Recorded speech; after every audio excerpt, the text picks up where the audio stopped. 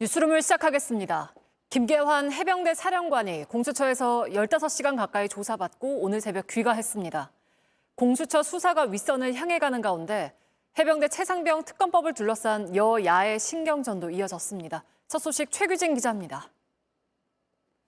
공수처에 피의자 신분으로 출석한 김계환 사령관은 약 15시간 만에 조사를 마치고 나왔습니다. 쏟아지는 질문에는 묵묵부답이었습니다. 외압 없다는 입장 여전하십니까? 변호사 없이 조사 받으셨는데 특별한 이유 있으신가요? 김 사령관은 지난해 7월 해병대 수사단이 사건 조사 결과를 경찰에 넘기는 걸 방해한 혐의 등을 받고 있습니다. 박정훈 전 수사단장에게 이른바 VIP 경로 발언으로 알려진 윗선의 외압을 전달했다는 의혹도 있습니다. 공수처는 해당 발언의 진위 여부와 김 사령관이 국방부와 대통령실 관계자 등과 수차례 통화한 이유를 집중 추궁한 걸로 알려졌습니다. 조사 결과를 토대로 공수처는 조만간 이종섭 전 국방부 장관 등을 피의자로 불러 윗선 수사에도 속도를 낼 계획입니다.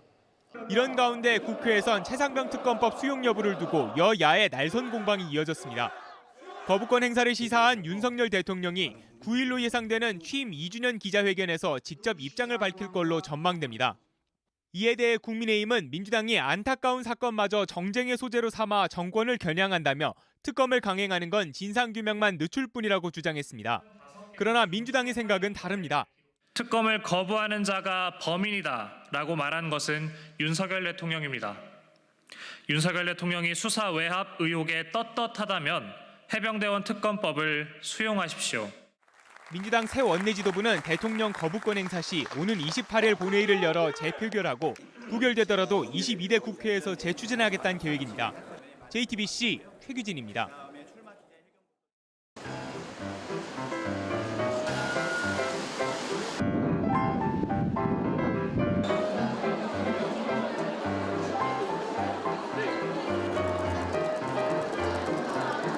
맑을 줄 알았는데 어린이날인데 좀 어두워가지고 조금 슬펐어요.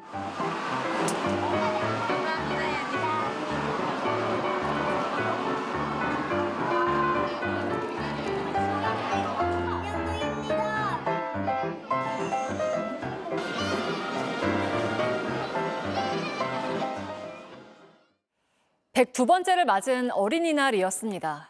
비가 와서 좀 아쉽긴 했지만 어린이들의 표정은 밝았습니다. 맞벌이 가정의 아이들에게 2,500원에 푸짐한 밥상을 차려주는 어린이 전용 식당이 있다고 해서 심가은 기자가 다녀왔습니다. 저녁 식사 시간이 다가오자 분주히 음식을 준비합니다. 여느 식당과 다를 바 없어 보이지만 이 식당 손님은 오직 어린이뿐입니다. 안녕하세요. 안녕, 반가워. 손부터 먼저 씻으세요. 맞벌이로 집에서 저녁 식사를 챙기기 어려운 어린이들에게 매일 한 끼를 제공하는 어린이 식당입니다. 오늘 메뉴는 어린이날 먹고 싶은 음식 1위로 꼽힌 짜장면입니다. 드디어 짜장면인가? 짜장면? 짜장면에 꿔바로우 그리고 아이스크림까지 오늘은 어린이날 특식이 준비되어 있습니다. 어른들은 이용할 수 없는 오직 어린이만을 위한 식당입니다. 밥을 다 먹고 나면 집이나 학원에 가기 전까지 친구들과 335 모여서 놉니다. 어린이날을 맞아 한 달 동안 모아뒀던 칭찬 스티커를 평소 가지고 싶었던 물건과 바꾸는 벼룩시장이 열렸습니다. 이거 16장 너무 비싸다. 어떤 걸 사야 되지? 어려워. 강동구는 이렇게 어린이 식당을 2년 전부터 운영하고 있습니다. 미리 신청을 받아 형제자매가 같이 오거나 혼자 다닐 수 있는 초등 고학년 이상을 대상으로 하고 있습니다. 잘 먹었습니다. 부모와 함께 있기 어려운 저녁 식사 시간을 친구들, 선생님들과 채워가는 공간이 되고 있습니다. JTBC 심가은입니다. 아이들이 두 손으로 텐트를 조립해보고 또 직접 투표도 해본 어린이날의 여러 풍경들은 김지훈 기자가 담아왔습니다. 투표용지를 받아든 아이들, 후보자의 사진과 설명을 꼼꼼하게 살핍니다. 아이들에게 본이 되고 큰 도움을 준 인물을 직접 뽑는 겁니다. 지난달 말부터 한 달간 전국 30곳에서 어린이 대상 투표가 진행되고 있습니다. 후보엔 축구 재능 기부를 한 손흥민 선수와 손흥정 감독, 실종 아동을 찾아 가족의 품으로 돌려보내준 이건수 교수 등입니다. 소중한 한 표를 행사하는 오늘 나이는 어려도 선택 기준은 똑부러졌습니다. 어린이들이 나중에 컸을 때 살아갈 환경을 깨끗하게 만들어주시는 분들이라 가지고 주최 측은 아동이 자신의 권리를 온전히 누리기 위해선 직접 목소리를 내는 경험이 중요하다고 했습니다. 어린아이들이 어려서부터 자기 권리를 깨닫고 자기가 좋아하는 사람에 대해서 자기 의사를 투표로 표시하는 그런 굉장히 중요한 의미가 있다고 저는 생각을 합니다. 키보다 긴 텐트 이음새를 척척 조립해냅니다. 두 손으로 있는 힘껏 삽을 퍼서 텐트도 고정시킵니다. 캠핑장을 찾은 아이들, 힘든 기색 하나 없이 마냥 즐겁습니다. 제가 좋아하는 캠핑을 어린이날 와서 재밌고 그리고 어제도 개구리 잡아가지고 너무 재밌는 것 같아요. JTBC 김지윤입니다. 미국 대학가에서 이어지던 가자지구 전쟁에 반대하는 시위가 유럽으로도 번지고 있습니다. 무르익는 것 같던 이스라엘과 하마스의 휴전 협상은 다시 난항을 겪고 있습니다. 박소영 기자입니다. 미국 미시간 대학교 졸업식입니다. 행사장은 학사모를 쓴 학생들로 빽빽합니다. 조용했던 행사장은 팔레스타인 전통 스카프와 국기를 든 학생 70여 명이 한가운데 모이면서 소란스러워졌습니다.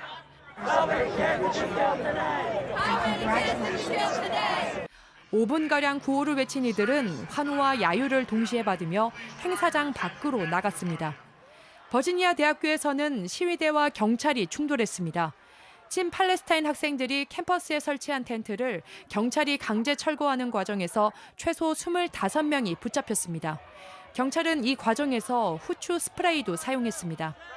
뉴욕 컬럼비아대에서 시작한 시위는 미국 전역을 넘어 이제 유럽 대학가로 빠르게 번지고 있습니다.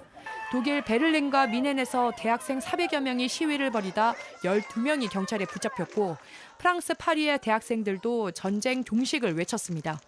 한편 미국 국무부는 이스라엘에 또 경고 메시지를 보냈습니다. 이스라엘이 민간인 보호 계획을 세우지 않으면 피난민이 집중해 있는 가자지구 최남단 도시 라파 공격을 지지할 수 없다고 못 박은 겁니다. 지난주 급물살을 타던 이스라엘과 하마스의 휴전 협상은 다시 난항입니다. 하마스가 단계적 종전을 요구한 가운데 이스라엘은 아직 별다른 입장을 보이지 않고 있습니다. JTBC 박소연입니다.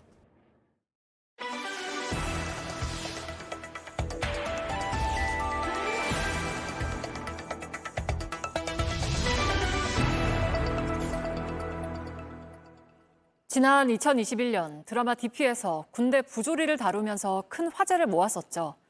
당시 국방부는 유튜브를 통해서 DP에 나오는 군대 부조리가 다 사라진 것 같다는 영상을 올렸습니다. 하지만 현실은 조금 달랐습니다. 가혹행위는 여전했고 처분은 미진했습니다. 지금도 악몽에 시달리고 있다는 피해자를 뉴스빛 최강일 PD가 만났습니다. 지난 2021년 전국의 한 육군 부대에서 복무했던 이모 씨. 전역 후 2년이 지난 지금까지도 악몽을 꿉니다. 꿈에서도 못 나오고 잠도 못 자고 이제 뭐 심장도 되게 빨리 뛰고 막 불안하고 숨쉬기 힘들고 막 그러니까. 박격포 훈련 중 손목을 다쳐 군병원에서 치료를 받고 왔는데 꾀병을 부리는 게 아니냐며 괴롭힘이 심해진 겁니다. 당시 이 씨의 분대장은 손목 상태가 악화되는 걸 막기 위해 처방받은 보호대도 빼라고 했습니다. 이 소견서를 얘가 이렇게 써달라 해서 의사가 써줬겠냐 아니면은 얘가 이런 걸 말하지도 않았는데 그냥 의사가 써줬겠냐. 자기가 볼 땐 전자다. 급기야 말도 안 되는 일까지 벌어졌습니다. 손목 부상 환자인 이 씨에게 체력 단련을 해야 한다며 2시간 동안 보호대를 뺀 채 운동을 하라고 강요한 겁니다. 분대장은 1초도 쉬면 안 된다고 겁까지 줬습니다. 체력 단련장에 데리고 가서 2시간 동안 강제로 운동을 시켰었어요. 그때 이제 1초라도 쉬면은 10분이 추가된다.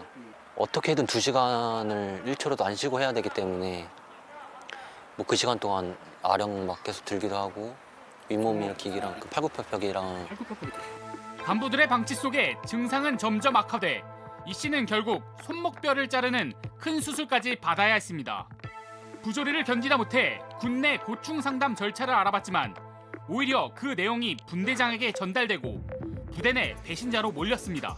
뭐 이제 배신자들, 뭐 스네이크, 뱀 뭐 하면서 이제 좀 왕따를 시키려고 하는 지금 부대 내에서 그래도 참으려고 했어요. 한 부대 간부는 부대원들을 모아놓고 부대를 찢으려면 갈기갈기 찢어라라는 말로 거꾸로 압박하기도 했습니다. 어떤 조치도 이뤄지지 않은 채 넉 달이 지나고 괴롭힘이 심해지자 부대원들은 여단장에게 직접 전화해 신고했습니다. 이후 분대장에겐 대대 전출과 휴가 제한 3일 조치만 내려졌습니다. 뒤늦게 이를 알게 된 이 씨의 가족이 직접 법률 대리인을 선임해 고소에 나섰고 그제야 군 수사관은 수사에 들어갔습니다. 수사 도중 분대장은 전역을 하게 됐고 전날 이 씨 아버지에게 문자를 보냈습니다. 가벼운 언행으로 상처를 줘 미안한 마음이 있고 사과할 의향도 있다는 내용이었습니다. 진정 어린 사과를 제가 한 번도 못 받아봤거든요. 그래서 이제 와서 제가 사과를 받을 생각은 없지만 이때만이라도 제대로 된 사과를 좀 해줬더라면. 극심한 우울증에 시달리던 이 씨도 현역 복무 부적합 심사를 받고 조기 전역을 했습니다. 간부들이 애초에 좀 알았을 때 제대로 된, 그러니까 방관하지 않고 조치만 해줬더라도 만기 전역을 했을 테고 이렇게까지 수술 안 하고 뭐 이런 이제 우울증 이제 이런 거를 안고 살아가지 않았을 텐데라는. 두 사람이 전역하며 수사는 민간 경찰로 이어졌습니다. 그리고 최근 법원은 분대장의 모욕과 가혹 행위를 인정할 수 있다며 벌금 300만 원을 선고했습니다. 분대장은 항소한 상태입니다. 그 소대장님이 사실은 애들이 그 마음의 편지를 쓰자.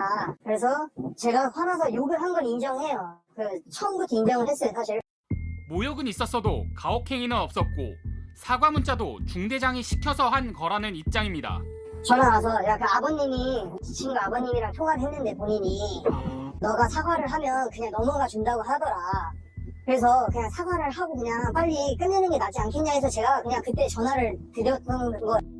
군복무 이후 이 씨의 삶은 크게 달라졌습니다. 여전히 자살 충동도 막 느끼고 자해를 하고 막 그러니까 처음 이제 했었을 때 제 팔에 상처가 나고 피가 나오는 걸 보니까 죽고 싶은 충동이 진정이 되길래 유일하게 찾은 방법이 이거여서 그래서 죽고 싶을 때 죽기 위해서 긋는 게 아니라 그냥 살고 싶어서. 이 씨 측은 국가를 상대로도 손해배상을 청구한 상태입니다. 가해자의 잘못에 대해서 이미 피해자들이 5월부터 그렇게 계속 얘기했음에도 불구하고 관리자들이 제대로 관리를 하지 못한 거잖아요. 그냥 방치를 한 거잖아요. 그래서 피해자는 더 큰 피해를 입게 됐기 때문에 이 사건에 대해서는 국가가 책임을 져야 된다. 육군 측은 JTBC 취재진에 당시 부대 간부들에 대해 사단 군사경찰 및 법무에서 조사를 했지만 증거 불충분으로 결론이 나 별도의 처분이 없었다는 입장을 밝혀왔습니다. JTBC 최강일입니다. 하늘에서 기상 정보를 실시간으로 수집하는 항공기가 국내에 한 대 있습니다. 황사와 미세먼지, 폭염, 폭설을 미리 관측하는 건 물론 구름 씨앗을 뿌려 땅을 촉촉하게 해서 산불을 예방하는 연구도 합니다. 이혜원 기자입니다.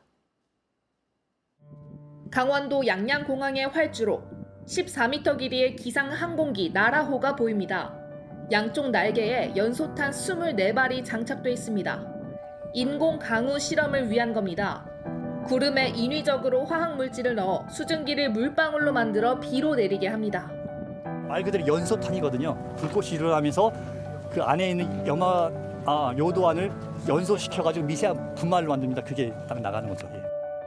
나라호의 또 다른 임무는 기상 관측입니다. 한 번에 최대 5시간 반을 비행하며 1초에 20번 기상 정보를 확보합니다. 기상 항공기 안으로 들어와 봤습니다. 이렇게 각종 장비가 촘촘하게 설치되어 있는데요. 황사와 미세먼지를 관측하는 것부터 태풍이나 폭설 같은 위험 상황을 예측하는 데도 활용됩니다. 해상 같은 데는 사실 관측 장비가 부족한 게 사실입니다. 이런 부분에 저희가 그 항공기가 가서 관측할 수 있고 90억 원 상당의 기체에는 70억 원에 이르는 첨단 장비가 채워져 있습니다. 2017년 12월 나라호 도입 후 강풍 예측은 15%, 강수는 10%씩 정확도가 높아졌다는 게 기상청의 설명입니다. 다만 국내에는 아직 소형 항공기 한 대뿐입니다. 기상 관측의 중요성이 커지는 만큼 기상청은 대형 기상 항공기 도입을 추진하고 있습니다. JTBC 이혜원입니다. 지난해 전국 행정 전산망 먹통 사태 이후 정부의 행정망 오류가 또 발생했습니다. 지난달 정부 24에서 신청인이 아닌 다른 사람의 성적 졸업증명서나 법인 대표 이름과 주민번호가 그대로 적힌 법인용 납세 증명서가 발급된 것으로 나타났습니다. 이번 사고로 유출된 개인정보는 모두 1,200건이 넘습니다. 행정안전부는 프로그램 개발자의 실수라며 지금은 정상 발급되고 있다고 했습니다.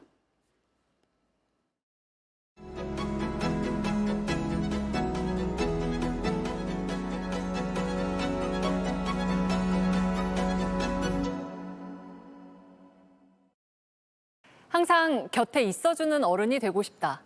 가로 세로 15cm의 작은 색종이로 어린이들의 친구가 되어줬던 종이접기 아저씨 김영만 선생님을 뉴스룸에 모셨습니다.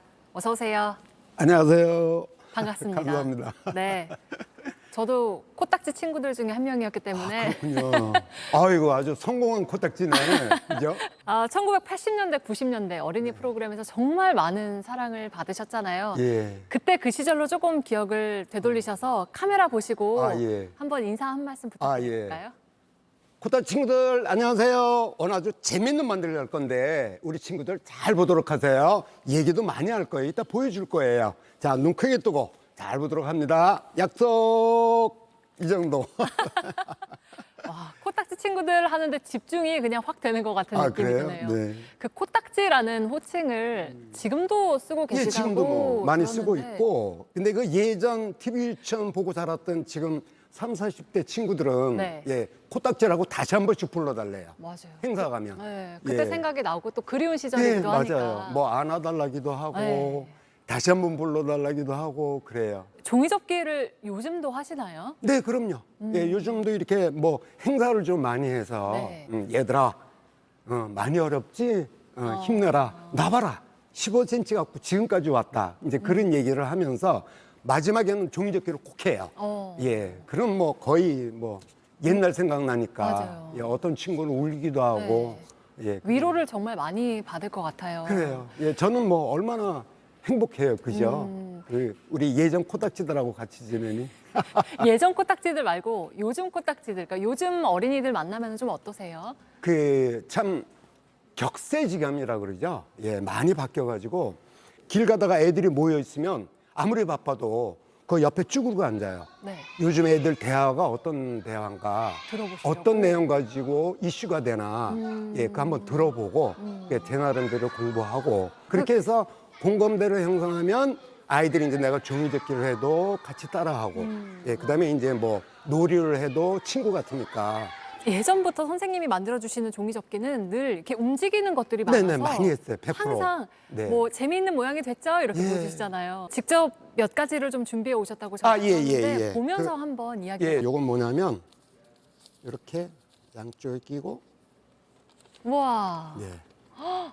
요술꽃이라 그래요. 요술꽃? 예, 뭐 이렇게 흔들어 놀기도 하고 그냥 이렇게 잡고 어크디언처럼 예, 꽃밭에는 꽃들이 노래도 하고 그다음에 에이 꽃대라 그럼 이렇게 해서 이제 요거 들고 아이들이 집에 가는 거예요. 그 얼마나 이뻐요, 그죠? 그러니까요. 네. 그다음에 이건 색종이를 5장을 붙여서 만든 거예요. 우와. 우와. 예. 이렇게 길어지고 예, 이렇게 흔들면서 집에 가고. 어머머. 예. 그리고 뭐 이렇게 집어넣기도 하고. 도로 들어가기도 하는군요. 예, 들어가기도 하고. 한번 들어가기도 하고. 이제 요것도 이제 우리 보통 색종이 이렇게 막대 인형. 친구야, 안녕? 야, 너 누구냐? 나는 초록색 강아지인데. 어유, 우리 잘 만났네. 이런 식으로. 예, 근데 애들보다 엄마들이 더 좋아해. 그러니까 너무 예. 재밌네요. 예. 시간 타임머신 여행하는 것 같은 느낌도 그러게요. 들고 이렇게 종이접기가 주는 종이접기만의 매력이랄까? 뭐 교육적인 그런 효과랄까? 어떤 것들이 좀 있을까요? 그 교육적인 효과는 뭐 말도 못하게 많고 종이접기는 오감 만족이라 그래요. 오감 만족. 네네. 종이를 접을 때 바스락바스락 소리. 그죠? 예, 그다음에 그 냄새. 맞아요. 색종이 냄새. 맞아요. 예, 그다음에 그 색깔들 네. 화려하잖아요. 그리고 그 과정이 중요한 거지. 꼭 이렇게 이쁘게 완성이 돼야 되냐. 이거는 바로 부모님들의 어른들의 욕심이라는 마음인 거죠. 거고. 예. 제가 방송할 때 아유, 우리 친구들 너무 잘한다. 그 잘한다는 얘기는 힘을 내라는 얘기거든요. 그래서 제가 그 방송할 때 잘한다. 쉽죠. 근데 다들 속으로 쉽기는 못이요 이랬을 거예요. 그 쉽지요는 물질적인 쉬운 게 아니고 친구들 끝까지 한번 해봐라. 된다. 격려해주는 말인 예, 거죠. 그 얘기였었어요. 매번 새로운 아이템을 만들기가 쉽지 예, 않으셨을 예. 것 같아요. 예. 그러니까 스스로 세운 원칙 중에 하나가 예, 예. 똑같은 건 절대 하지 말자. 예, 내가 언제 그만둘 줄 몰라도 겹치는 건 안 한다. 예, 그건 왜냐하면 아이들은 1년 전에 했던 것도 바로 알아봐요. 어른들은 못 알아봐. 예, 애들은 저거 옛날에 했던 건데 이게 나와요. 그다음에 이제 나와의 싸움. 예, 그래서 제가 오늘 그 예전에 메모했던 거를 예, 좀 자랑하려고 갖고 네. 왔는데. 보물 1호로 여기신다고 하더라고요. 예. 이거는 뭐 거의 뭐 여러 다른 인터뷰도 잘 안 보여주거든요. 예, 이게 여기 보면 89년도 예. 제가 태어난 해. 예, 1989년도인데 자, 요거 보시면 날짜별로 와, 여기 88년 1988년 그죠? 네. 12월 네. 대충 그림으로 다 그려져 있잖아요. 그러니까 이제 제가 이날 뭐를 해야 되겠다. 예, 그리고 이제 제가 그동안 연구해 놓은 거를 쫙 펼쳐놓고 네네. 예, 이제 골라서 이렇게 이제 그려놓은 거고 혹시 나중에 잊어먹을까봐 이게 잘못하면 겹치잖아요. 근데 매일 그렇게 새로운 거를 창작해내시기에 어렵진 않으셨어요, 혹시? 그 우울증도 걸렸었죠, 한 1년. 너무 네, 힘들어서. 뭐 아침에 아니 세상에 그 전에 열심히 아이디어를 생각했는데 딱 하나가 생각이 안 나는 거야. 그 하나 때문에 방송국에 이제 들어가면 스튜디오 뒤에 가면 꼼꼼하잖아요, 세트 네. 뒤에. 거기 들어가서 선생님 준비하세요 할 때까지. 근데 어려운 거는 방송을 하기가 싫었고. 그러니까 5분 내로 끝나는 거, 지금 이런 거. 아이들 수준에 맞는 아주 거. 간단한 거, 아이들 수준에 맞는 거. 근데 그러다 보니 이게 우울증인도 몰랐어요. 막 사람 기피하게 되고. 제가 이번에 에세이집을 내면서 맞아요, 이번 책도 내셨잖아요. 예, 에세이집을 내면서 거기에 이제 그 방송에서 힘들었던 거를 쭉 썼거든요. 책에 이런 내용이 나와요. 인생이 많은 걸 가져가는 것처럼 보여도 반드시 네. 색종이 한 장쯤은 남겨둔다는 걸 알았으면 좋겠다. 네. 뭔가 나한테 모든 게 허물어지고 다 무너지고, 그러니까 요즘 우리 친구들 말로 폭망하더라도 하나는 남는다는 거예요. 예, 바로 그 기회, 하나 남는 기회와 희망은 여러분한테 남겨놓는다는 거야. 앞으로 인생에서 조금 더 이루고 싶다 하는 바람이 좀 있을까요? 저는 뭐 이제 제가 지금 하는 일이 현재 만족하고 있어서 지금 우리 코타 친구들이 나를 좋아하고, 예, 내가 전국을 다니면서 강의하고, 저는 그게 꿈이에요. 그대로 있는 거. 예, 제가 이 다 빠질 때까지 그대로 가면 그게 제 꿈이죠. 네, 저희 곁에 계속 종이접기 아저씨로 남아주셨으면 좋겠다는 생각이 네. 오늘 인터뷰하는 내내 더 많이 예, 들었습니다. 최선을 다할게요. 네, 우리들의 종이접기 아저씨 김영만 선생님과 함께한 인터뷰였습니다. 고맙습니다. 네, 감사합니다.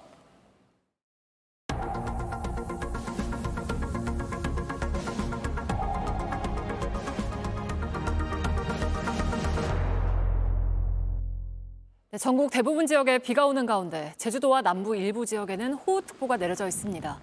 내일까지 서울을 비롯한 수도권엔 20에서 60mm, 그 밖의 지역엔 많게는 80mm의 비가 올 거란 예보입니다. 내일 아침 기온은 서울 14도, 부산 17도로 오늘보다 조금 내려가겠습니다. 네, 뉴스룸 마치겠습니다. 함께해 주신 여러분 고맙습니다.